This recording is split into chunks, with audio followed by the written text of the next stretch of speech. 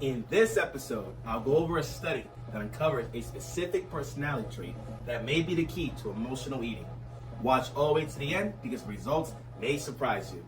Without further ado, my name is Jeremy Colon, and this is the Dark Side of Fitness, episode 52. Here's a quick reminder to like this video and subscribe to my channel.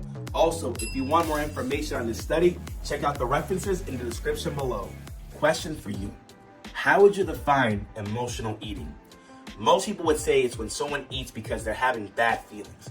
Feelings of sadness, anger, anxiety, or anything of that kind.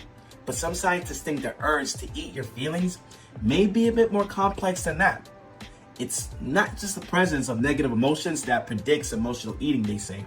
It's the inability to deal with those emotions in a healthy way, thanks to a personality trait known as Alexithymia. I'm gonna say that again. Thanks to a personality trait known as Alexithymia. The literal meaning is no words for mood. Alexithymia describes when a person has difficulty noticing their feelings.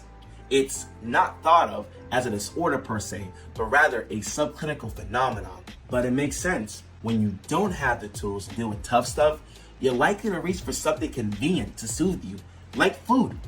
And as any therapist will tell you, the first step to handling those hard moments in life is to notice and name what you're actually feeling. That's why a new systematic review where researchers analyze a group of studies on the same topic is actually pretty fascinating. It examined the relationship between alexithymia and emotional eating. Here's what the study found. After analyzing a group of 9 studies about emotional eating and alexithymia, the researchers concluded this. People who scored highest on alexithymia assessments seem to be more likely to struggle with emotional eating. It's a pretty straightforward finding, but one that has a big implication because it hints that, at least for some people, tackling emotional eating should involve developing better emotional awareness. So, why might alexithymia cause emotional eating? There are 2 hypotheses. One is that people who have trouble identifying their emotions may also have issues sensing when they're hungry and full. So they may eat in response to triggers like emotional arousal and then have trouble stopping eating. They know something uncomfortable is going on inside, but they aren't sure what. And the other, you may ask? People with alexithymia may use eating as a way to cope with feeling bad, particularly because they can't identify what's going on. All they know is that eating makes it better, which causes a self-reinforcing loop. These ideas aren't mutually exclusive. According to the researchers who proposed them, they might happen simultaneously. In any case, they say the most likely solution is to learn to identify and respond to emotions. So, with that study in place, this is my takeaway. For anybody who's dealing with emotional eating, please, and this is encouraged, take the time to notice how you are feeling and acknowledge it. You are feeling something. Do not ignore what you're feeling. Take what you're feeling, write it down, describe it, name it. Get into the habit of doing this.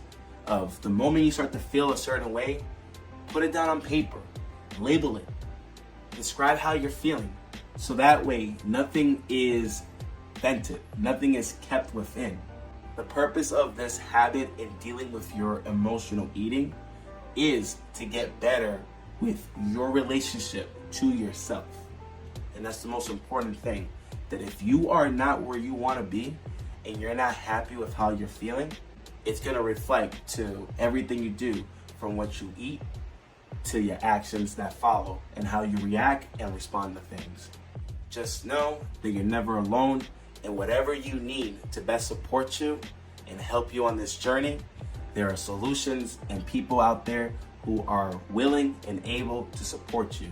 So don't give up on yourself, don't give up on this process, and have a positive mindset to push forward. If you're someone who's going for a similar situation, I would love to hear your story. Please drop any thoughts or comments below, and let's keep the conversation and dialogue going. As we come to a closing, I want to say thank you so much for taking the time to watch this video. As always, please like, subscribe, share this content with anybody could benefit from this, and until then, see you on the next one.